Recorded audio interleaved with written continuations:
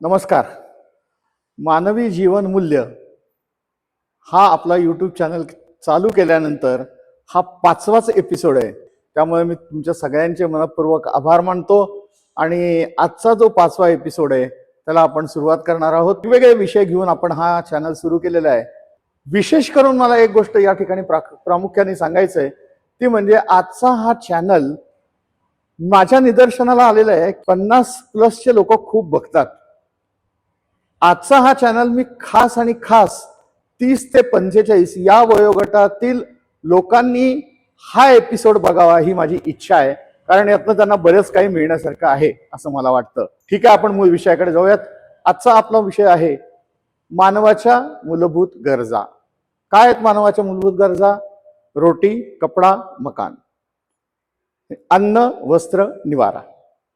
अन्नाच्या बाबतीत जर म्हणत असाल आणि पशु आणि मनुष्य प्राणी यांचा जर आपण फरक बघितला तर मनुष्य या प्राण्यालाच फक्त अन्न, वस्त्र, निवारा या 3 गरजा लागतात. बाकी प्राण्यांना निसर्गाता अन्नाची सोय केलेली आहे. वस्त्र म्हणत असाल तर निसर्गाता त्या सर्वांना नैसर्गिक संरक्षण दिलेलं आहे स्वतःचा जीव वाचवण्यासाठी. ऊन, वारा, पाऊस यापासून फक्त मानवाला ते नव्हतं, पण तरीही मानव यापूर्वी तो गुहेमध्ये राहून सुरक्षित जगू शकत होता. आताच्या ह्याच्यामध्ये काय झालंय की मानवाला अन्न उपलब्ध केलेलं आहे, वस्त्राची निर्मिती केली आहे. अन्न आणि वस्त्र या 2 गोष्टी मूलभूत आहेतच, पण तिसरी जी गोष्ट आहे ती म्हणजे निवारा. निवारा हा आता या 2 गरजांपेक्षाही मोठा झालेला वाटतोय. वस्त्रांवरती खर्च जास्त होतोय आणि सर्वाधिक खर्च हा निवाऱ्यावरती होतोय. खरंच या एवढ्या निवाऱ्याची गरज आहे का, हा माझा प्रश्न तुम्हाला या ठिकाणी आहे. मला कोणालाही डिमॉरल करायचं नाही.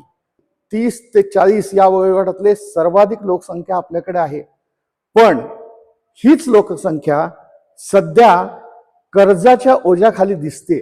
ती कशी दिसते तर सर्वात मोठं कारण म्हणजे आता निवारा ही वास्तू न राहता, निवारा म्हणजे घर ही शोभेची वस्तू किंवा प्रदर्शनातली वस्तू म्हणून लोकांचा कल वाढत चाललेला आहे. आजकाल 1 BHK 2 BHK चे फ्लॅट दिसतच नाहीये.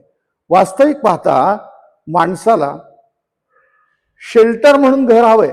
बरं ठीक आहे, ते सर्व सोयींनी सुखसोयींनी उपयुक्त असावं, राहणीमान चांगलं राहावं म्हणून घर सुंदर असावं, तर नटलेलं असावं, फर्निचर असावं, सगळं मान्य आहे. पण एवढी मोठी घरं घेताना माणसाने हा विचार केलाय आणि केला नाही म्हणून करायची वेळ आलेली आहे. सध्याच्या जीवन पद्धतीमध्ये विभक्त कुटुंब पद्धती आहे. एकत्र कुटुंब पद्धती केव्हाच नाश झाली आहे. म्हणजे घरामध्ये इन मिन नवरा बायको एखादं मूल, पण हल्लीची मानसिकता इतकी झाली आहे की एखादं मूल पण नकोय. म्हणजे त्या घरामध्ये इन मिन 2 माणसं आणि घर 3 बेडरूमचं. आवश्यकता आहे याची? नाही. पण मला वाटतं की हे एक प्रौढी मिरवण्याचं मार्ग आहे. त्याच्याकडे इतका मोठा फ्लॅट आहे, माझ्याकडे इतका मोठा फ्लॅट आहे, घ्यायला हरकत नाही. गंमत अशी आहे की हे सगळे मोठे फ्लॅट घेणारे गट जो आहे तो IT क्षेत्रामध्ये काम करणार आहे. IT क्षेत्रामध्ये आज भरपूर पगार आहेत आणि त्याच्यामुळे भरपूर लोन उपलब्ध होतंय आणि मोठं घर घ्यायची स्वप्न बाळगतात. बाळगा हरकत नाही, दोघेही नोकरी करतात, मग ते घर मेंटेन कोणी करायचं? सर्वात महत्वाचा प्रश्न म्हणजे जेवढं मोठं घर तेवढा त्याचा जास्त मेंटेनन्स. ते घर स्वच्छ करण्यासाठी मोलकरीण उपलब्ध होत नाही आणि त्याच्यामुळे दोघांच्या मध्ये चिडचिड सुद्धा होताना मला अनेक ठिकाणी दिसते. म्हणजे जे घर विश्रांतीचं ठिकाण होतं ते काही अंशी कटकटीचं ठिकाण वाटतंय. पूर्वीच्या काळी माणूस दमून भागून घरी आला की त्याला घर म्हणजे एक विश्रांतीचं ठिकाण होतं, पण आता ते विश्रांतीचं ठिकाण वाटत नाहीये. IT क्षेत्रामध्ये दिवसभर तो माणूस, दिवसभर म्हणताच येत नाही, 12 ते 14 तास काम करायचं आणि घरी येऊन दमून भागून पटकन बेडवरती जाऊन पडायचं. मग त्या घराचा उपभोग आपण घेतो का? त्या घराचा उपभोग घेण्यासाठी आपल्याला त्या घरामध्ये थांबलं पाहिजे. आपण त्या घरामध्ये थांबू शकत नसेल तर त्या घराचा आपल्याला तसा उपयोग काय? म्हणून माझं मोठं घर घेण्याला माझा मुळीच विरोध नाहीये, पण माझं एक म्हणणं आहे की मोठं घर तुम्हाला सहज उपलब्ध होतंय ते कर्जाच्या जीवावर होतंय. मोठमोठ्या वित्तीय संस्था आणि बिल्डर हे खूप प्रलोभन म्हणा किंवा तुम्हाला सगळ्या गोष्टी सांगतंय की आम्ही तुम्हाला कर्ज देऊ कर्ज देऊ कर्ज देऊ. होतंय काय, भरमसाठ कर्ज घेतलं की त्या कर्जाचा EMI सुद्धा भरमसाठ असतो आणि मग तो EMI वेळेवरती चुकवण्यासाठी कामाचे जादा तास, जास्त नोकरी करणे, जास्त पैसे गोळा करणे, धकाधकीचं जीवन, एक प्रकारच्या प्रेशर खाली ही पिढी जगतीये. आणि हे प्रेशर इतकं वाढलंय, तुम्ही नीट जर बारकाईने विचार केला तर तुमच्या लक्षात येईल, पूर्वीच्या काळी ब्लड प्रेशर आणि डायबिटीस हे आजार 55-60 या वयात लागायचे.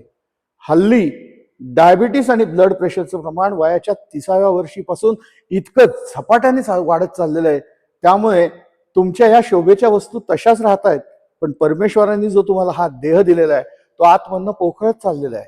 थोडं याच्याकडे भान द्यायला पाहिजे. आणि विश्रांती म्हणजे काय? विश्रांती, अहो एक लक्षात ठेवा, जीवन हा एक प्रवास आहे आणि या प्रवासामध्ये टप्प्याटप्प्याला आपल्याला विश्रांतीची स्थळं येतात आणि त्यातलं सगळ्यात महत्वाचं स्थळ घर आहे. पण ते घर म्हणजे ती अंतिम विश्रांती असं नाही.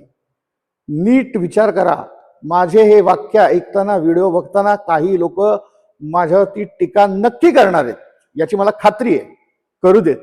विश्रांतीचं ठिकाण, अहो सर्वात शेवटचं विश्रांतीचं ठिकाण जर कधी बघितलं का? सर्वात शेवटचं विश्रांतीचं ठिकाण आहे आणि त्यासाठी लागणारी जी जागा आहे ती फक्त 3 बाय 6 फुटाची आणि तीही 12 तासांच्या भाडे तत्वावर घेतलेली, तीच एक जागा आहे. आणि मग आयुष्यभर हे EMIचे ओझे वाहून वाहून आपलं आयुष्य संपवायचं की नाही संपवायचं तुम्ही तुमचं ठरवू शकता.